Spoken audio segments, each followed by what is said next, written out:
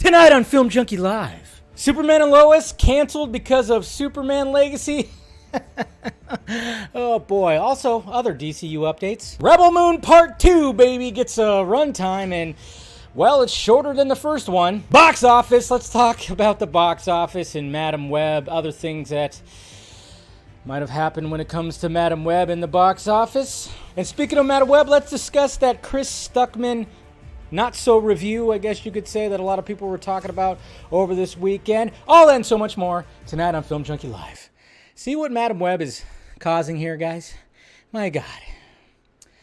But it's okay, because AI is going to make a better movie in 6 months. Lights out! Now you want to get nuts? Come on! Let's get nuts.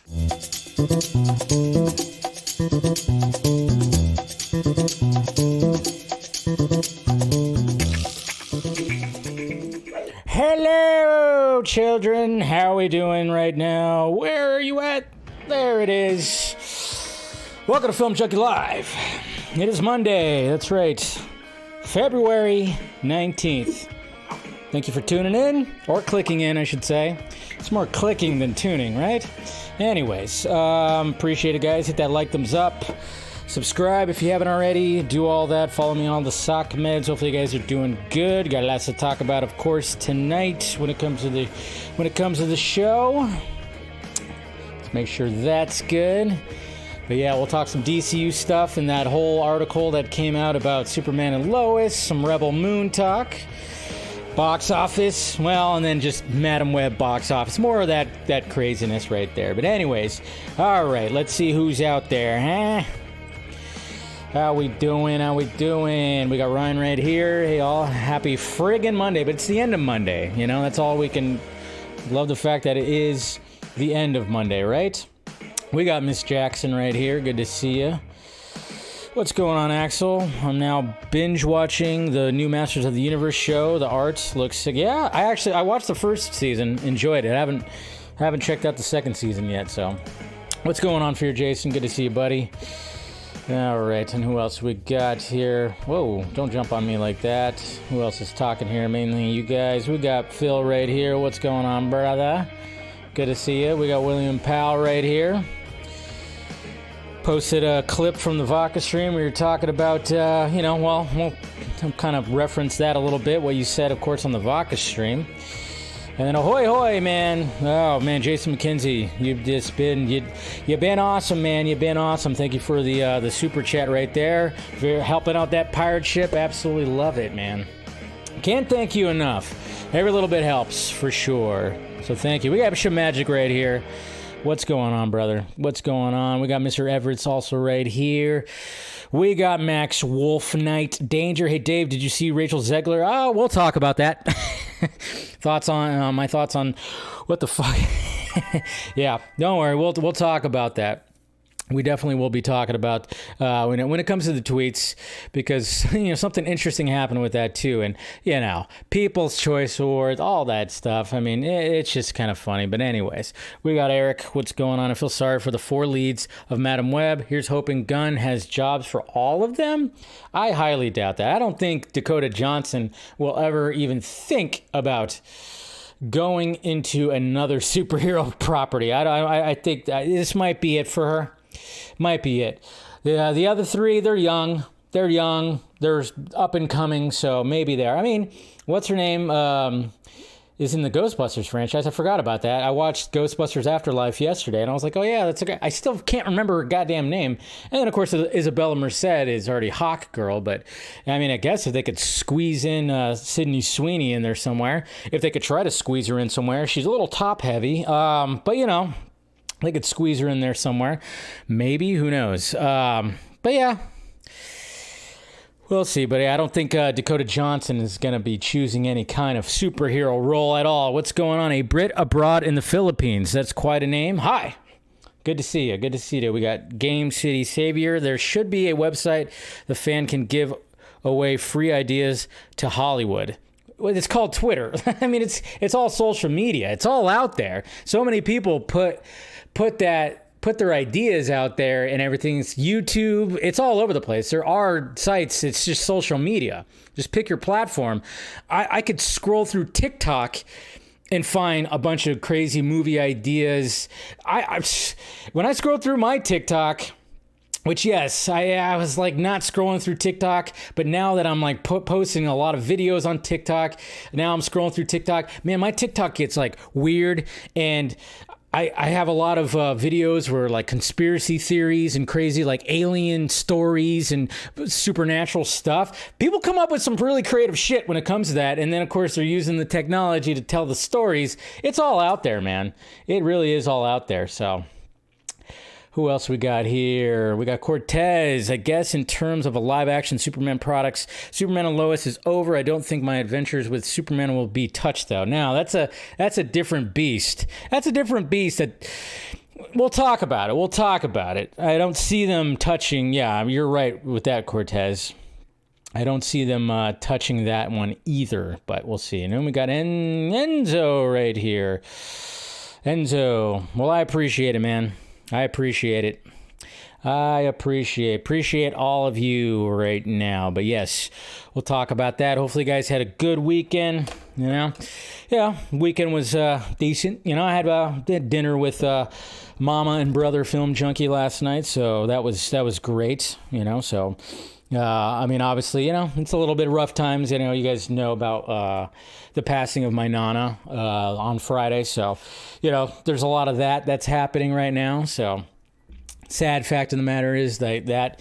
But I know she always was proud of what I am doing with all this stuff. So, you know, so there you go. But anyways, and I appreciate it, Tet. Thank you for the condolences. All right, let's go ahead and get to it. Let's get to it. Right, meow.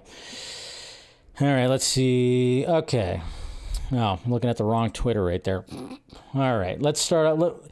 Should we start off with that? Let's see. What should we start off with? All right, well, let's start off with Ghostbusters, all right? Let's start off with Ghostbusters.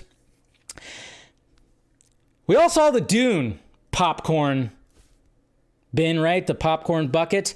We all saw the Dune one, and some people, yeah, it's a real thing. And, you know, some people are just going, let me get a hold of that little popcorn bin. And it's kind of funny, too, because they asked the cast about it as well. What are their thoughts about it? And, you know, it doesn't even seem like it's a good popcorn bin to, like, reach your hand to get the popcorn out. But Ghostbusters, leave it to Ghostbusters. Leave it to the people of...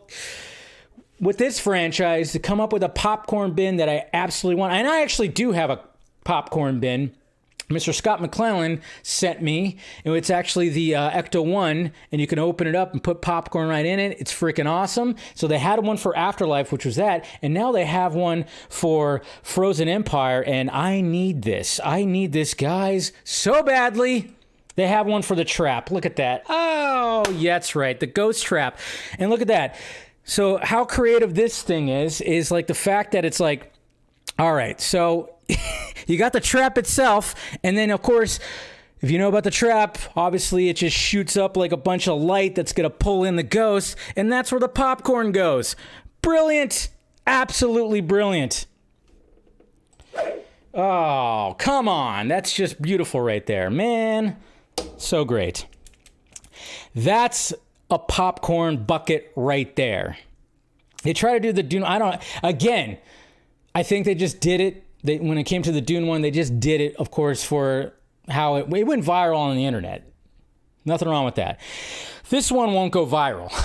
Sadly, it won't, even though it's beautiful. Maybe it will. Who knows? But that's the one I want right there. That's the one I want right there. Okay, let's talk about this again, man. I mean, Jesus. Jaafar Jackson. I talked about this last week when it came to the Michael Jackson biopic and how we got that first official image of Jaafar Jackson, the nephew of Michael Jackson, that's going to be playing him in this biopic. And they just had that shot, and a lot of people were just like mesmerized, like, holy crap, look at that. And the guy can dance too. There's a video out there that I included into the clip that I had for the first clip, like, and I put that in there because I'm like, yeah, he can dance. He can dance. Well, we got some new images from the set, and it's just like, yeah, okay, some people might be like, oh, he doesn't look, I had some people go like, he doesn't look that much like him. It's like, of course you're going to have those people, but look at these images right here. Look at that. Look at that. Look at that. What the? Look at that. Up close. Yeah. I mean, you're going to see some like, okay, yeah, there's going to be some people that are going to be like, oh, it doesn't look like him. But it looks enough like him. Okay, it's not gonna be absolutely identical. It still looks freaking awesome and still looks pretty damn amazing. Look at that shot right there. They got the hair perfect. And just the way he's standing, he just totally 100% resembles Michael. And again, the dude can dance just like his uncle. So freaking crazy. I mean, when I see, we just keep on saying, I can't wait to see the first trailer. Some more footage. Again, who knows? It might not be. It might end up because sometimes biopics don't work out. But I think this biopic, I'm hoping that it's going to work out. But I will say, because I saw people like when I was posting about this, there's a lot. There's a lot in Michael Jackson's story, and that's also. I mean, we just had the Bob Marley biopic come out over the weekend, and I heard good things about it, at least from people. I know the critics kind of were like mixed when it came to that, but that's also the difficulty when it comes to a biopic is trying to squeeze this person's life into like a 2 hour and 10-15 minute movie. They're trying to do that, and that's what makes it difficult. And this is Michael Jackson. You're going to try to squeeze that in there? You're going to try to squeeze his entire life, I mean, from child to, it's just, there's so much. It almost seems like it should be a two-parter or a trilogy. Maybe they should have made this a trilogy.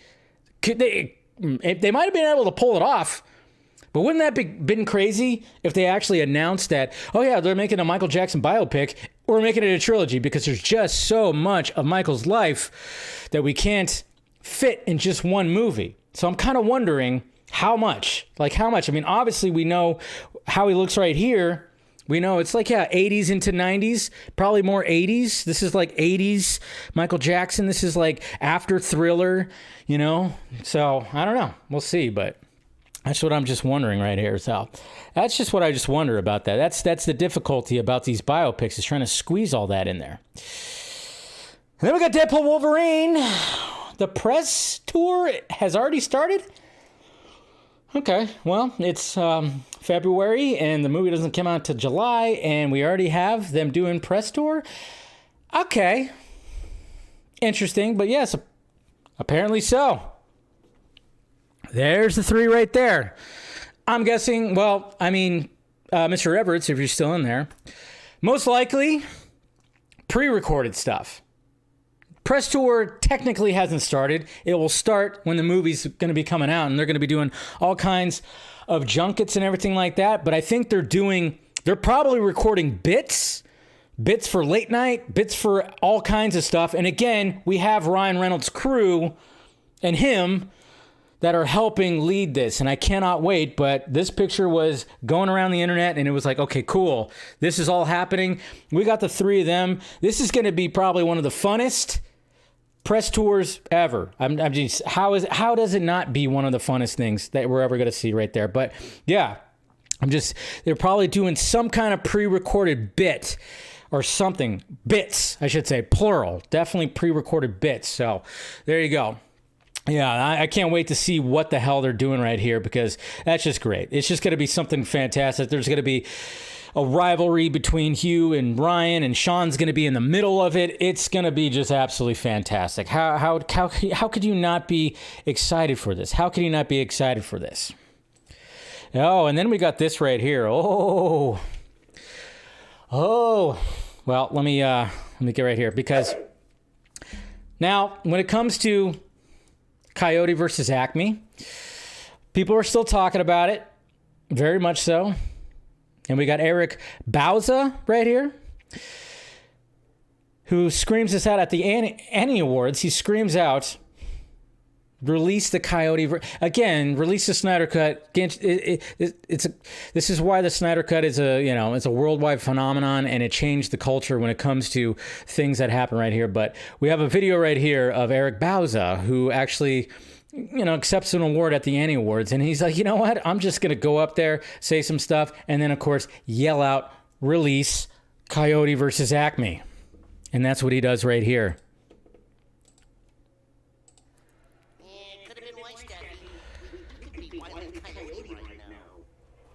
Yeah, he voices Bugs Bunny right there, by the way.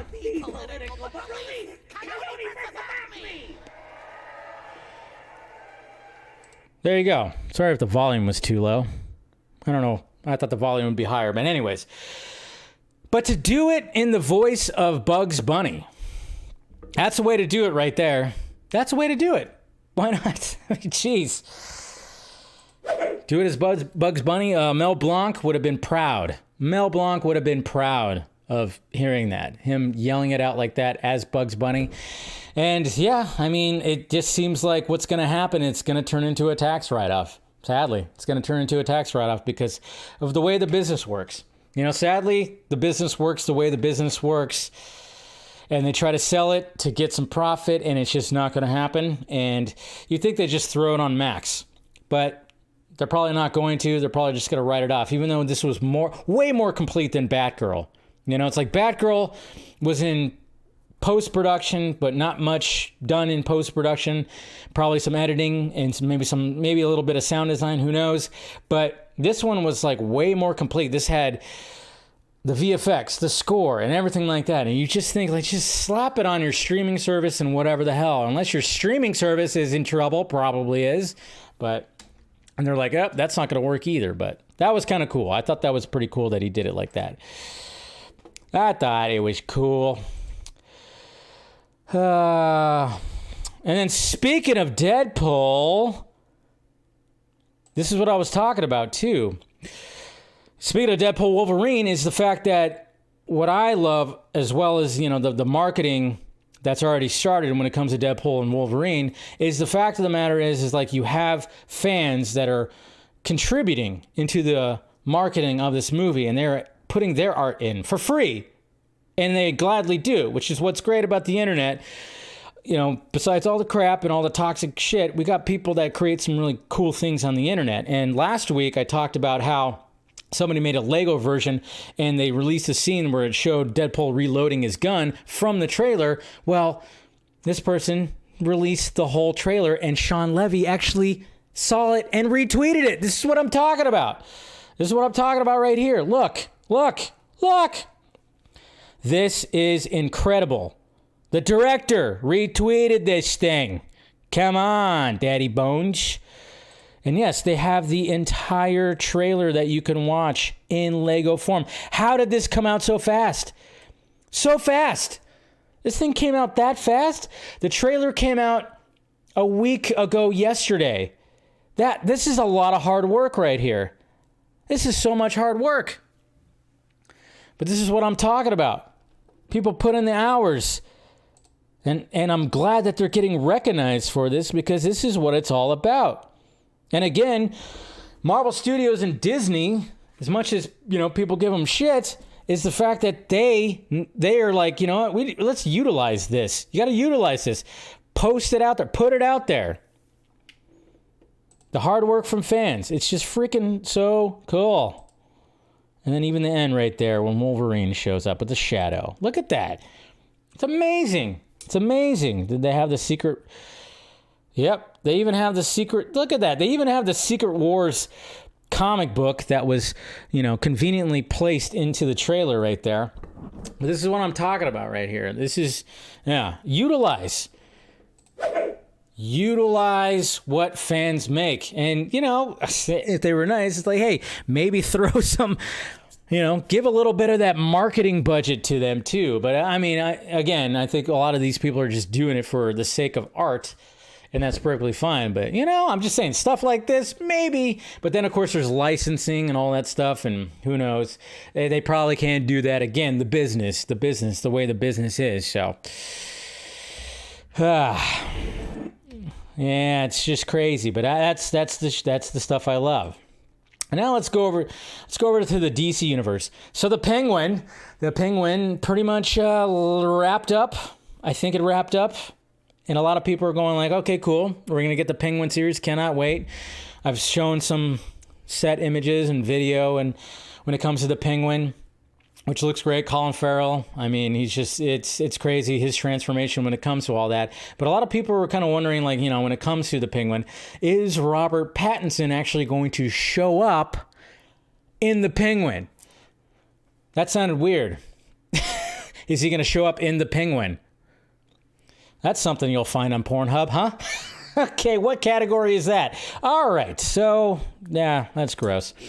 But anyways, there's an image of Robert Pattinson that's floating around, and somebody posted, said, so apparently Robert Pattinson was on the Penguin set. Here's the image right here. Posing with somebody. There he is, hoodie up, beanie on, bag, and everything. And I don't know if that's the Penguin set. Could be an airport. It looks like that's an airport employee. Maybe it is. I don't know. But I would like to believe that he's in it. At least Bruce Wayne. There's going to be some kind of cameo. Is Batman going to be in there? That would be sweet too. I don't know. But this was floating around, and hopefully it's true. This is all we got. This is all we got. This is the only hope we have, guys. Who knows? But it's just kind of funny because you look at it and I'm like, all right, cool. But what do we know about this image? We don't know that much. And yes, it looks like it's at the airport. But then again, it could be at the airport leaving from the set. That's all I could hope for. And hopefully he's in it. That's all I want. I just want him to be in it. God damn it. So... all right, and then we got some cool little Fantastic Four art right here, since now we have the official Fantastic Four casting. Of course, they're going to do this right here. Somebody made some art with the image of course, Pedro Pascal and Oscar Isaac at a party. So now that they're both, in the universe right here, this is from Just Ralphie. Right here, Just Ralphie posted this. They're pretty fantastic, wearing their costumes right here. And then, of course, we have Spaceman right here going like, hey, I'm going to post one of these, the Spider-Man pointing at each other and going to show all three Reed Richards right here. Of course, Miles Teller, different Miles. He probably wants to forget about that whole experience, but, somebody did this right here, and I thought that was pretty funny. I thought that was pretty cool, so I thought I'd show you guys just in case you didn't see this, so, yeah. Oh, yeah, we got that right there, too. But, yeah, I just thought that was pretty cool. But let's go to this one right here, because somebody brought this up in the chat earlier. Rachel Zegler. My buddy, Rachel Zegler, you guys remember, right? And, when somebody who I appreciate and who I've talked to on the Vox stream, hopefully I'll have an interview with him in the near future again, because it's been a couple of years, and I would love to talk to him again because I appreciate his work, and he's a great guy. Somebody else is getting, a little ratioed, because you do not dare touch Rachel Zegler. Her fans will come for you. I've had experience. And I should have just sent the GIF over to him and said, first time, huh? That one with James Franco?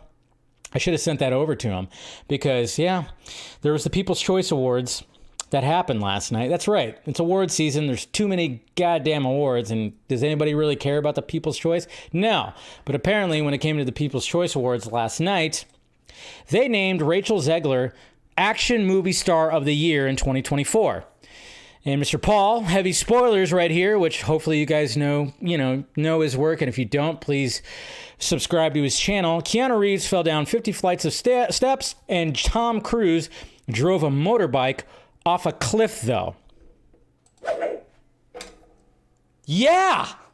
I watched Mission Impossible Dead Reckoning over the weekend, and I don't care that movie's great. It's fantastic, and that stunt was insane. But Rachel Zegler, she got Action Movie Star of the Year. Now, I didn't see that movie. I didn't see that movie. I didn't see her movie. Whatchamacallit. I didn't see it. So, I can't really, full on gauge, but I'm just kind of going yeah. But you look at John Wick 4 and you look at Mission Impossible Dead, right? You kind of go but it's the people's choice, Dave. It's the people's choice. Yeah, well, the people suck. Come on, really? What? Geez, what did she do in that movie that overshadowed Keanu Reeves and Tom Cruise, who do, well, Keanu Reeves does most of his own stunts, choreography and everything like that. Tom Cruise does everything because he's a nutbag. So maybe the stunt woman that was for Rachel Zegler should get the award and not her. It's okay. She did a good little, I don't know. I didn't see the movie and anything like that, but I'm just like, oh, wow, really? When I saw that too, I was like, what? Why did she get, okay. But hey, she's been under a lot of stress when it comes to the whole Snow White thing. I mean, it's fine. But yeah, Paul's getting some, he even did follow-up tweets. He said his last follow-up tweet, he even said, sometimes people could take the L. And then he said, I had to make the follow-up explainer tweet. Fuck's sake, deleting my account. It's like, yeah, Rachel Zegler fans, whoa, watch out for them. Watch out for them. All right, it's just funny. All right, let's look at some concept art. And we have some concept art. Concept art is great because obviously we got some great artists out there and they'll reimagine things or they'll place actors in roles that maybe we want to see when it comes to them. And a lot of people, of course, when it comes to Dave Bautista and him wanting to play Bane and pitching Bane a while ago when it came to Warner Brothers, which I thought would have been a good idea to keep that, Elseworlds type of label or dark label, whatever the hell they were doing, like with Joker, and have Batman's villains or any of the villains, really, if you have some good villains, just have them have these dark stories that you could do low budgets on. And he pitched Bane. And now we got Boss Logic, who is a very well-known, of course, artist that does all this, who posted a Bane piece of art, and Dave Bautista was all about it and posted about it on his stories. There's the art right there. Pretty awesome art. We got the Venom machinery and tubing, everything like that, right in his back. And yeah, that looks like it could be Dave Bautista's back. Of course, we could see the mask right there. But yeah, Dave Bautista was all about it. He was like, all right, let's do it right there. Cool. Always awesome when the actor that you envision into your art actually uses your art. That's always very cool. But I'm just kind of going like, yeah, but the time is no longer there. And I think if Dave Bautista shows up in the DCU, play somebody else. I mean, I thought he'd be great as a Hugo Strange. There's images of Hugo Strange because like the animated universe made him like a little tiny guy. But there's been iterations of Hugo Strange where he's been a pretty big guy, and he's bald and, it's like could do something like that. But again, it's just awesome that when you make some art and the actor that you're probably basing it off of uses it in a story or something like that. And then we got some Superman Legacy art. Holy crap. Superman Legacy art. And anytime that I see art when it comes to the Flesher costume, I just go, please, James Gunn, please use the Flesher Superman suit, please, with the black behind it. Look at this. Kiku L_L? What the hell? I mean, it might be AI, sure. I mean, I know some people hate that, but still, that's a pretty cool shot right there. It's like Superman holding up like some kind of big truck or something like that was going to crush this girl, and then hands her the teddy bear. It's really cool. Again, yes, I know some people don't like it, that it might be some AI that's involved with this, but I just was like, wow, look at that costume. It looks really cool. It's got the gold lining, the gold belt. It just looks really cool. And then what else? I had another one right here. I got to look at my tabs. Oh, yeah. And we got this right here. We got 26x4. We got some 21 concepts right here. These are pretty cool, too. This is taking the more Superman costume approach with the undies and everything like that, but doesn't look bad, obviously. Name Superman, and of course they do it like that. I thought it was pretty cool as well. Origin, alias, species, series, 21 concept, year 2024. More up close look right there. Not too shabby. I don't think that was made with AI art, you know, but just thought that looked pretty cool. I don't know. I like the art. I like it when art comes about like that. All right, let me see. The art. Okay, don't do that. Sorry, had that open right there. Let's go ahead, keep that going. All right, so let's make sure I got all those. Is that all I wanted to talk about? Yeah, I think we're good. All right, I think we're good when it comes to the tweets right there, guys. All right, let's get to the topics. Let's start off, of course, with, you know, more controversy. Just seems like Superman Legacy is just like all just controversy. I mean, we had the whole Bassem Youssef thing when it came to over the weekend and clearing that up, which, yeah, that fire was put out. So now we got Superman and Lois when it comes to controversial stuff. And a lot of people are, of course, commenting on this because Superman and Lois, of course, is ending. They're ending the season this year, and a lot of people were kind of going like, oh, okay, it's a great show. I have to catch up on it. I'm like 2 seasons in, or a season and a half, and I can't even remember, but I got to catch up. I'll probably just wait till it's over and then watch the whole thing. But now we got them canceling, and then we have the new bosses of the CW kind of just like going like, here's what we're doing. And then, of course, talking about Superman and Lois on why it's being canceled. And the quote was being floated around because, you know, when stuff like this happens, when controversy happens with Superman Legacy, people just like to toss it around because, you know, a lot of people just, again, hate that this movie actually is going to exist. It's just the way it is. CW's new bosses bet on linear. We're not in the SVOD business. Yeah, well, you're the bosses of CW, so I don't know. I don't know how you could salvage this whole thing, but yeah, restarting it. Let's see here. Where was the part? We're not going to go over the whole article. Here we go, right here. So this is it right here. So Schwartz. Okay, let's see. What's their names again? Let's get their names right here. What's their names? We got Brad Schwartz, and then of course we got President Dennis Miller. That's what we're talking about. Okay, Dennis Miller is a comedian, and I was trying to do an impression of him. You know, love Dennis Miller. Anyways, Schwartz clarified that despite how well Superman and Lois has performed, the decision to end the DC property came from Warner Brothers. They don't want a competing Superman product in the marketplace, Schwartz said, referring to James Gunn's 2025 movie, Superman Legacy. Competing Superman product, but we have competing Batman. What? Yeah, that's what a lot of people are saying. You could have two Batman products, but you can't have 2 Superman. Well, we talked about this on the Vox stream. I just posted a clip about it. I mean, Mr. William, Sci-Fi Center, William, who might be still in the chat, who knows, is the fact of the matter is when it comes to why is there 2 Batmen? Well, Batman sells more. Batman is their biggest product when it comes to that. Superman, not so much. Superman has to play catch up. At one point, yes, Superman was their big moneymaker, but it's not anymore. Not to mention that CW hasn't been profitable in over a decade. Are we forgetting about that? We're forgetting about that? I think like what I heard the last time that CW was even a little bit profitable was like 2008. I mean, like not even in the 2010s was it good.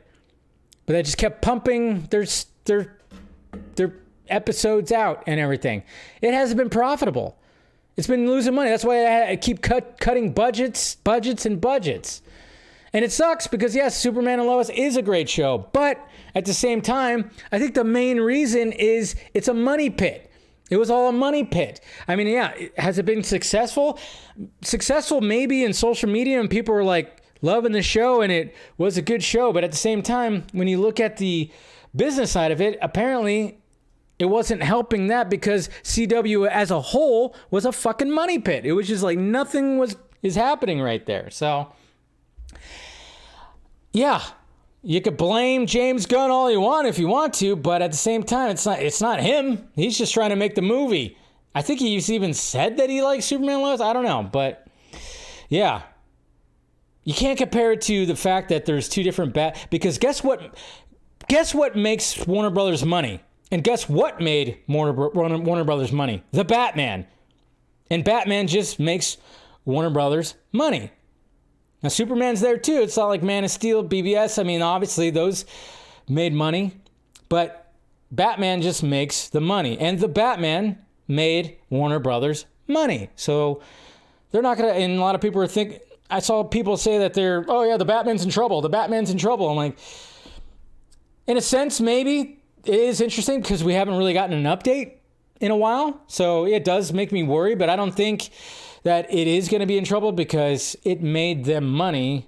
And it's like, all right, we could put it over in this category. We're not going to get rid of that. And with the Penguin series that we just saw, it's wrapping up, and Robert Pattinson being a part of it, I think that's going to be okay. So anybody who really thinks that the Batman's in trouble, it's like, okay, I can see why you're thinking that a little bit, but I think we're okay because of the Penguin series. So, yeah. I don't know why they said that. I mean, I'm sure when that article came out, Gunn and Saffron and everybody was like, God. Well, let's not put out that fire. That's not like the other thing. Just leave it be. But I'm sure somebody's going to ask James Gunn if they haven't already. I haven't seen any screenshots from Threads or anything like that. But it's like, jeez. It's like they it's so funny. It's like, oh man, you can't win with that. But speaking of the Superman, speaking of the controversy that happened over the weekend with Bassem Youssef, and obviously we talked about that, and he did a video to clarify what he had to say, which is great. I'm glad that he did that. Put out the fires, that's what I love. That James Gunn is heading this whole thing is like even though it must be stressful as fuck. Again, his hair turned white in the past couple of years. He's just going to be bald soon because all that hair is going to fall out with all the fires that he has to put out before his movie actually goes into production. And that was all put out, but it was just kind of funny because, there's an article that came out. This is the article that came out when it came to all that. And again, this was all clarified and everything like that. It says Superman legacy role never offered to Bassem Youssef. Comedian believes... he's a comedian. Pro-Palestinian remarks got him fired. But there's an update, and everything got updated. Everything was good. Everything was great. But you know what I saw on Twitter that I went, oh, that's cool. And a lot of people did too. Was somebody was like, yeah, but what if we cast Youssef as Ra's al Ghul? Huh? I was like, whoa. Yeah? What if that were to happen? And if Jimmy Guns, if you're, paying attention to, some fan casting, there's one right there. There's one right there. Because yes, his role in Superman Legacy that they once thought they had before the writer's strike got removed. And, who knows if, it was the whole Middle East thing and they decided to change it, which they probably did. And, James Gunn, of course, went on and was like, no, that was never in the script. Never in the script. Never in the script. It wasn't. Probably was. And yeah, they probably removed it. And he probably fluffed that a little bit. Never in the script. You can admit it. It's fine. But I was just saying, like, man, him as Rachel, I was like, whoa, that's pretty good. That's pretty good. And a lot of people were passing that around, and I went like, yeah, that'd be pretty sweet, Maybe it'll happen, who knows? But I thought that was pretty sweet. But yeah, he said that was never in the script, but who knows? Again, as much as I don't think James Gunn is like a liar 24/7 like some people do, there's going to be times where he's going to fluff some things. That's for damn sure, so... Yeah, I know he said that Kaisi Cinema, but who knows? Like, again, I wouldn't believe everything that he says, But we'll see. But who cares? It's out now. It's not going to be in there. Perfectly fine, right? Let's move on. So that's pretty much it. Oh yeah, there's like other stuff too. When there's actually, you know what? Let me go down the, let's see here. There was DC, where were we at? DC Film News actually posted some things today that were like, oh yeah, here you go. Here's some stuff. Let's put, yeah, there was a couple of things. Here, first off, a lot of people are wondering if Andy Muschietti is actually still going to be directing Batman Brave and the Bold, because apparently there's some scooper out there that was posting a rumor that said like he possibly won't be.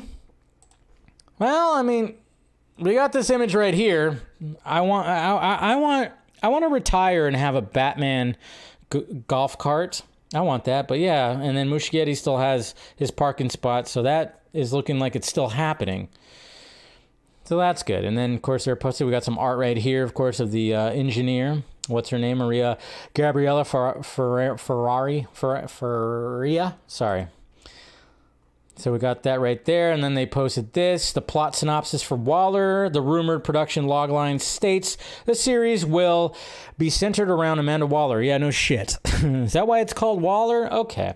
And her relationship with her daughter, which that makes sense because they already established that in of course, Peacemaker, which is good.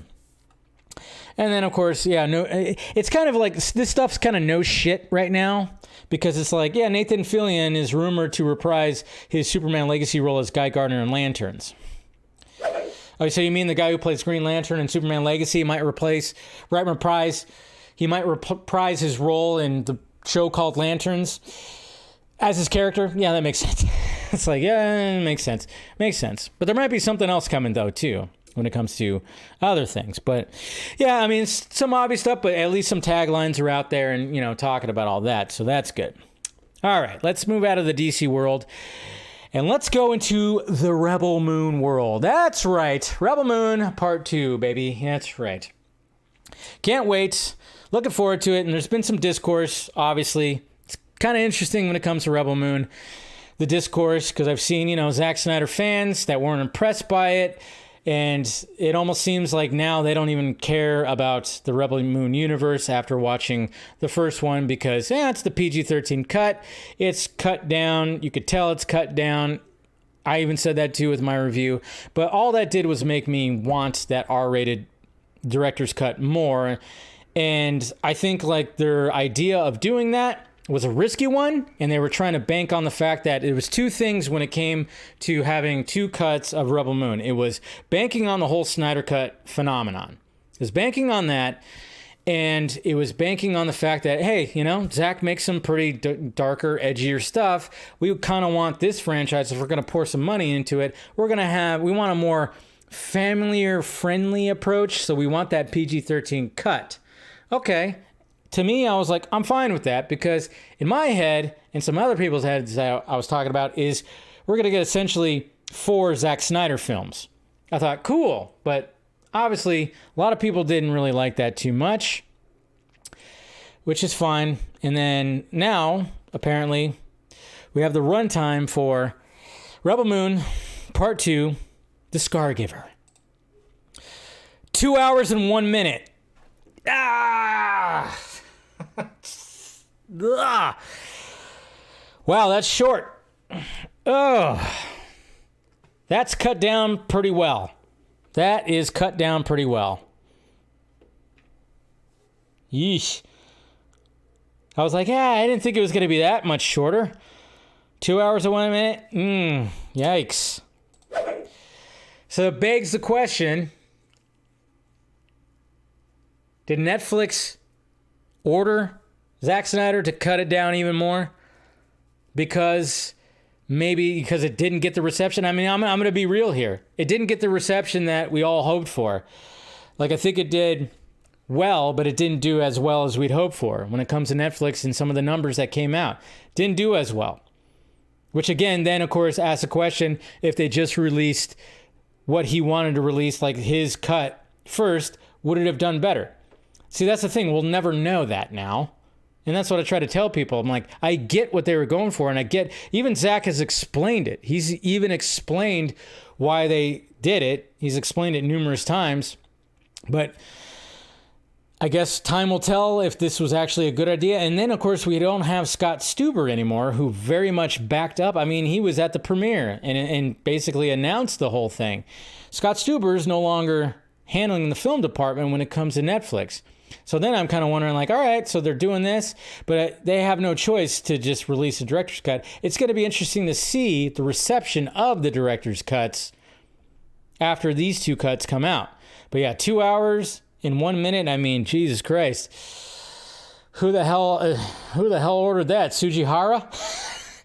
Oh, I guess if you know, you know, right? But yeah, it was just kind of like when I saw that, I went, yeah, it's going to be interesting to see what happens. I mean, again, I was all on board with the whole, release the PG-13 cut, give a general audience of like, here, you have this version right here. And then it made me anticipate the R-rated cut, because I'm like, I even said I'm more looking forward to seeing what the R-rated cut is like more than part 2 at the moment. And I really wish we could get the director's cut before that. I don't know. Time will tell. We'll see if this marketing strategy ends up working. Yeah.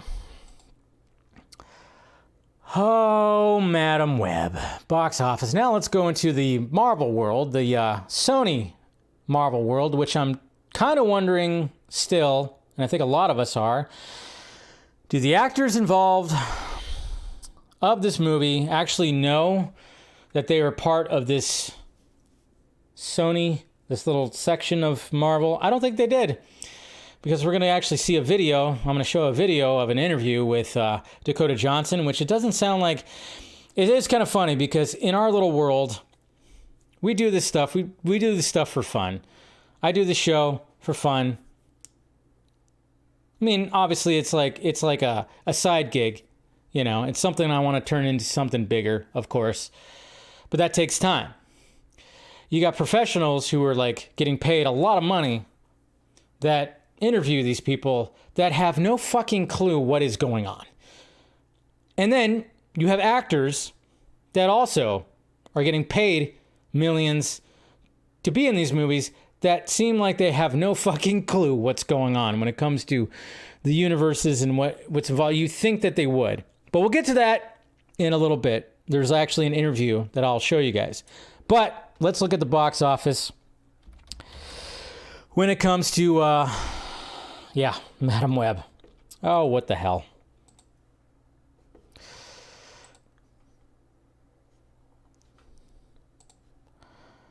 As you can see, it was number 1 at the box office. Oh, that's right, Bob Marley. The Bob Marley biopic beat it out. Yikes.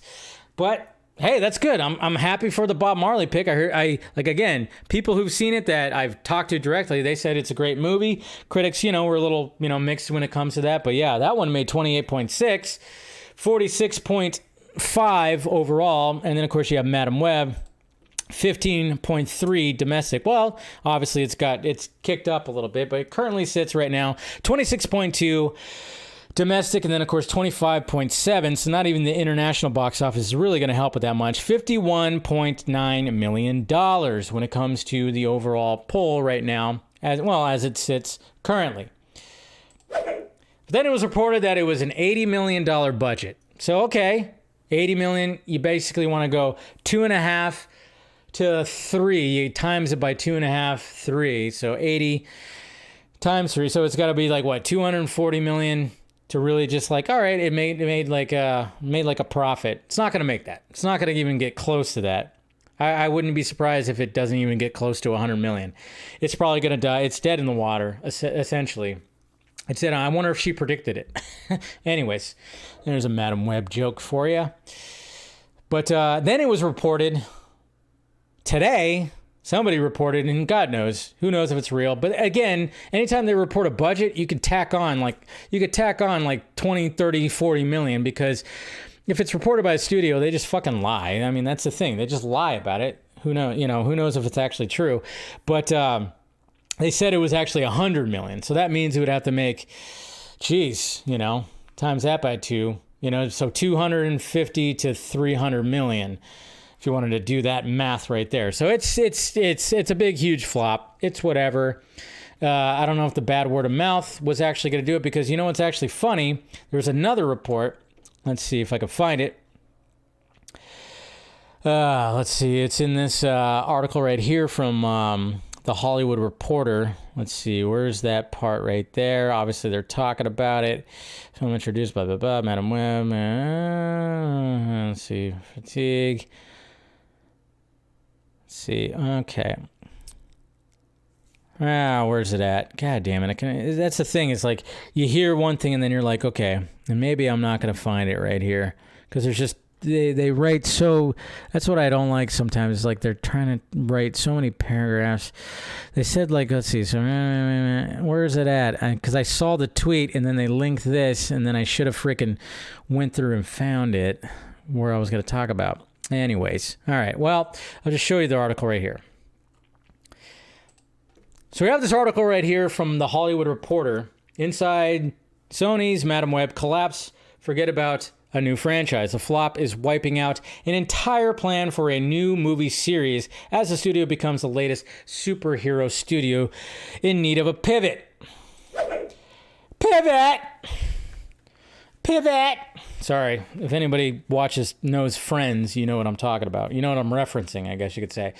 But it's just kind of funny. There was a new movie series? Yeah, that definitely is not happening. But it was actually reported that some insider, some source, something like that, was basically saying that pre-ticket sales for Madam Web were being canceled as bad word of mouth happened.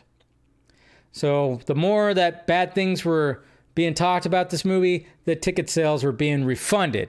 That's the thing I was like gonna try to look for in there, and I wasn't gonna find which paragraph because I couldn't find it. But yeah, that's not good. So it's just like, whoa, that's not good. Yeah. Oh, movie series, man. And then there was something else I wanted to say. Damn, I just had it in my head and I totally forgot about it. Didn't work. Well, what was it? And of course they do that whole thing. Oh yeah, I know what I wanted to talk about. They did that whole thing where they talk about, of course, the demographic with the genders and stuff like that. But that's another thing. I saw somebody who actually works on, an actual website that was complaining again. How are we not understanding this yet? They were complaining that the fact that are like, where are all the bad articles that talk about this, all the hit pieces talking about how much of a disaster this is and all this stuff. Well, I mean, there's articles out there, just be patient. But at the same time, they're of course comparing it to the whole disaster that the Marvels was at the box office, which naturally people just want to like start coming up with their own conclusions and they want to say, oh, it's because of the women, it's because of this. And it's like, no, it's because it's the MCU. It's like, how are people not understanding yet that when it came to the MCU and them having their worst box office performance ever with the Marvels that was new ground because the MCU was dominating the box office for over a decade. So naturally, now that it's on a crazy decline, there's going to be numerous articles and all this kind of stuff about it. This is what happened when Aquaman came out because everybody was like going like, why is nobody talking about Aquaman? It's because this is the last DCEU movie. Everybody knew it was going to fucking flop, even though it did better than a lot of actually assumed, which is kind of funny. Same thing with this. Nobody thought this movie was going to actually do well at all. Nobody. So here we go right here. This is what I want. So Dakota Johnson was on Kelly and Ryan, a morning talk show. This is what was said, and I saw this on a feed, and thank you for Heroes Unbound for finding all this. But this is what was said right here, and it's just awkward. It's just awkward. So you're a part of the Marvel universe. They got you. They got you. You're going to be doing like 35 films. You have career employment for the rest of your life. Literally for the rest of your life. Great. So you're a part. This is so bad. Because, again, I don't think Dakota Johnson really gives a shit. I mean, man, she does not give a shit. And she was like, what does that mean? And these two right here have no idea, and they're being so fake. Just so fake. And it's like, do you guys realize that this is not the same Marvel as the other Marvel? It is hilarious. Just hilarious. films. You have career. See, like, watch. Dakota Johnson goes, what does that mean? 35 films. Gotta go back even further. Now you know what that means. What does it mean? You're She's like, what does it mean? gonna be doing like 35 films. You have career in one. He barely did one. Awkward. Yeah, I just thought that was kind of funny. Look at this guy over here. He's like, he's like, oh, God. Morning talk shows. Yeesh. But yeah, I just thought that was funny. Like, out of all the stuff, if you see that thread, out of all the stuff, that one just really stuck out. But I was like, whoa, good Lord. It's just not good. Not good. But of course, we're going to still talk about Madam Web. But we're going to talk about Chris Stuckman. Chris Stuckman inspired me to start my YouTube channel. I used to watch, when he was like just like up and coming, I'd watch his YouTube, and I liked the way that he reviewed movies, and I've been watching him for a while, and you know, I might have fallen off in recent years, but there's sometimes where I go, you know what? I wonder what Stuckman has to say about this movie when certain movies come out, you know, because like sometimes, and most of the time, I should say, probably about 85% of the time, his opinion, my opinion, pretty much a lot of it's like the same, at least, you know, sometimes. But, you know, when it came to him, Jeremy Johns, you know, those are the guys that like kind of like, oh yeah, I would look to those guys when it comes to this. So he decides to see Madam Web, and instead of doing an actual review, he just does a video kind of just breaking down, it down where he goes like, all right, this has got to stop when it comes to studios fucking with these movies, which we can all agree on. And there was like a clip of his not so review, and it wasn't a review. If you actually look at the title, it doesn't say Madam Web review. He just says, we need to talk about this. We have to talk about this. That's what he titled it. So he didn't want to give a review. And we'll watch the beginning of it right here. Let's see. Why aren't you... Okay, here we go. Let's watch a little bit of it right here. We'll watch the whole thing, because it's a 16-minute video, so... There's no screening for it in my area. There were no late-night showings before the day, so I had to go see it on Valentine's Day. And I thought to myself, probably not going to do a video for this one based off of what I've heard, since I do try to keep it mostly about film celebration on this channel. Having seen the film, I'm going to tell you that this is not a movie review of Madam Web. I am not about bashing filmmakers, artists. I know how hard it is to make a movie. I do not know how hard it is to make a movie under the studio system. I was able to make an indie film without a giant corporation breathing down my neck, which is not the privilege that S.J. Clarkson had when she directed Madam Web under Sony, which I can only imagine was monumentally difficult. This is not going to be a video about Madam Web and telling you whether or not you should see Madam Web. There are plenty of people on this platform, as well as a website dedicated to aggregating reviews and giving it a number that's going to inform you of that, and you can choose to listen to those voices if you want. The information is out there. What I am compelled to make a video about is something that I heard pretty much every writer, some directors, and most actors bashing last year, and that is movie studios. But before we go any further... Okay, and then of course an ad comes up. Oh, and yeah, I know. It's like, oh yeah, I'm gonna go ahead and bash this in, but let me read this ad first for a minute and a half. I get it. You got to pay the bills. It's whatever, you know. So I saw a lot of people, you know, taking a clip from this, and you know, and will I say that it gets a little preachy? Yeah. Will I say that he kind of sounds like, you know, he's trying to be a teacher and just kind of like, you know, like he's up in front of a class and trying to, you know, he's holding like a pen or something like that, and like, yeah, sure, I'll say that. But at the same time, this is the video that he wanted to make. Film criticism is an interesting thing, because growing up, I watched Siskel and Ebert, and then of course it was Ebert and Roper, and I'd always look forward to getting their opinions on it. And then naturally, it didn't matter. If I wanted to see the movie, I wanted to see the movie. I always had that mindset.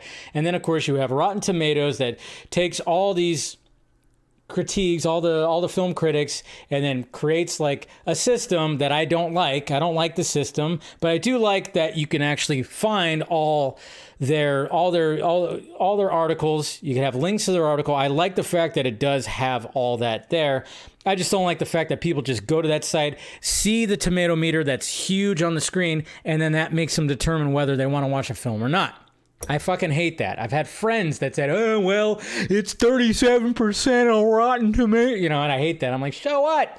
Let's go see the movie. I hate that crap. But,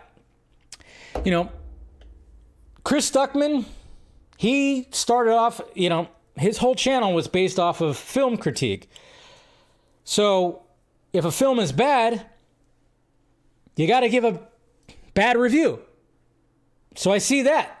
I see when people are like, hey, wait a minute, you're supposed to do this. This is a part of your thing. And that's what he started off as. And I've seen him do that before. But he's a different person now. He's grown. And he's a filmmaker now. I'm wondering what's going on with his film that he, it was last year, early last year, or maybe even the year before that he announced all that. And he wasn't even doing as much videos as he normally did.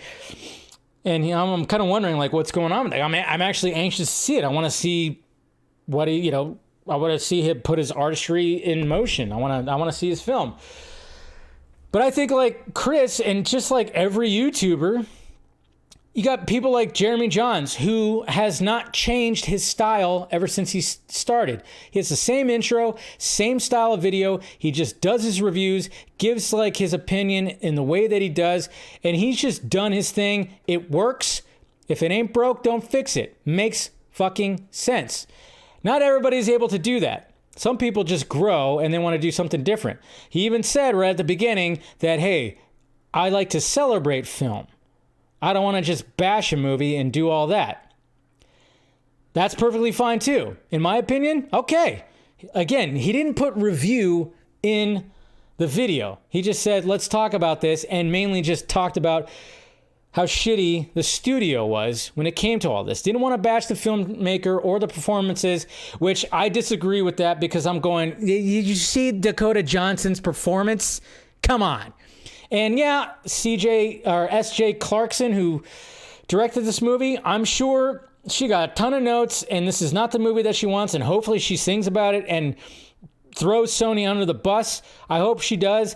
But you can't tell me that some of the directing choices, with the cinematography being all crazy, was not part of her choices too. So there's that whole aspect. So that's where I kind of disagree when it comes to Stuckman. But at the same time, if this is what he wants to do and he wants to just celebrate film, perfectly fine. I'm okay with that.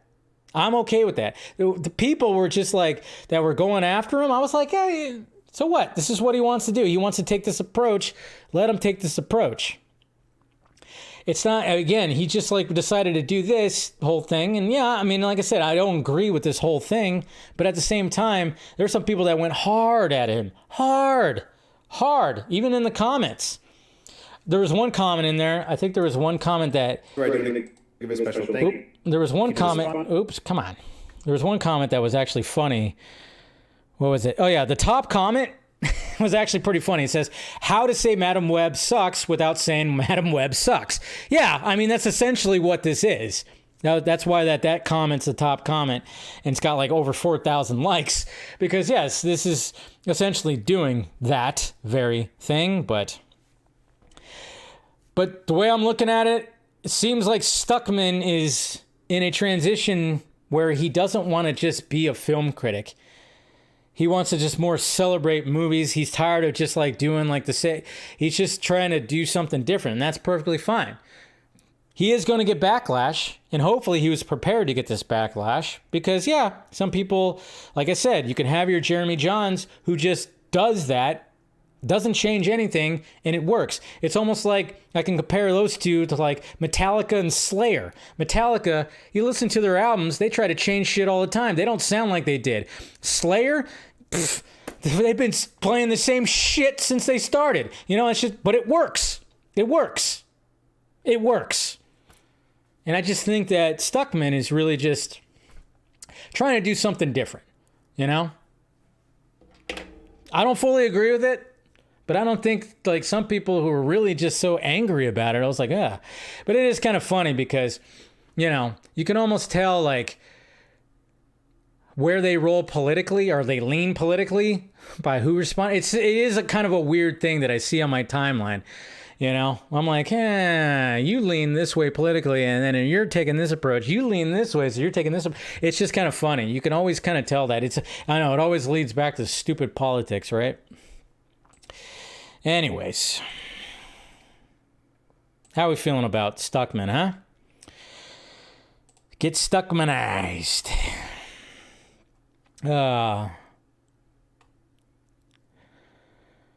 Let's see. What are you saying? Chris is Ohio boy, just like me. Okay. I read the audience reviews. Jeremy Johns is awesome.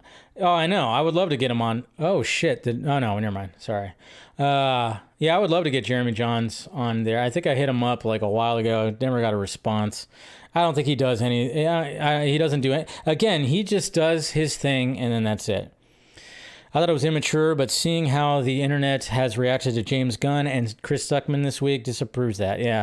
Yeah, exactly. Evidence and proof always has to be proven, and anyone watches a movie of why a person thinks a movie is good or bad is their own respectable. Yeah, exactly. I mean, that's just, I always, with me, anytime that I review a movie, and that's not my main thing. I don't consider myself a critic, but I do, like, when it comes to me, I know, like, you guys will want to know my reaction. That's why I did the first reaction. And, you know, I love doing the first reactions because, you know, it's just me in my car and it's my first thoughts of the movie.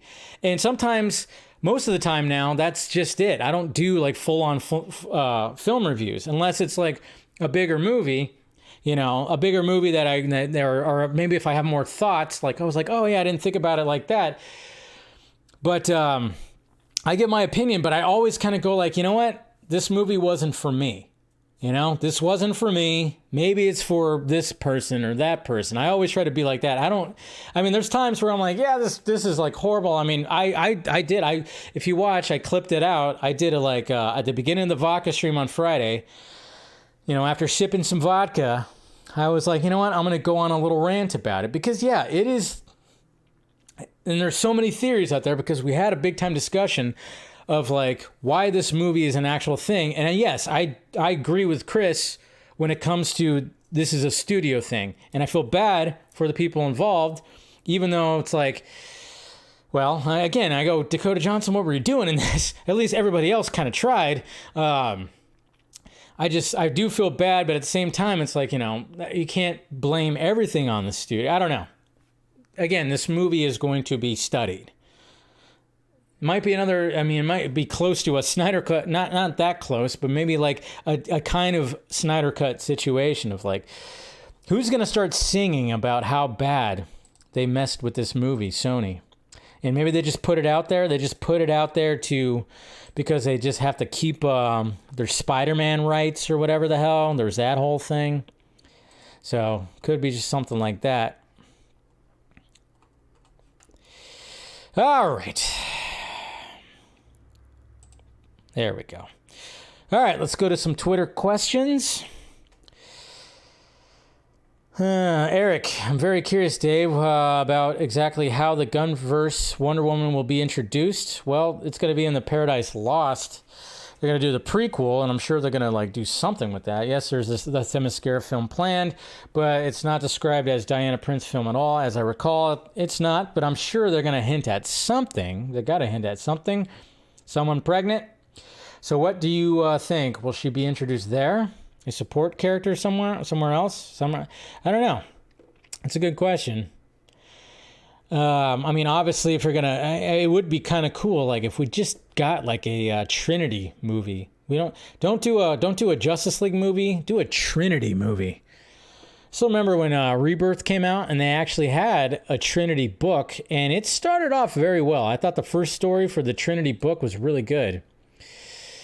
Devon Wooter, hello, Dave. James Gunn talking to Phil Lord and Christopher Miller. Do you think Sony would be worried if both of them? I don't think he did kind of talk to him, but he just said that, yeah, he would love to work with him.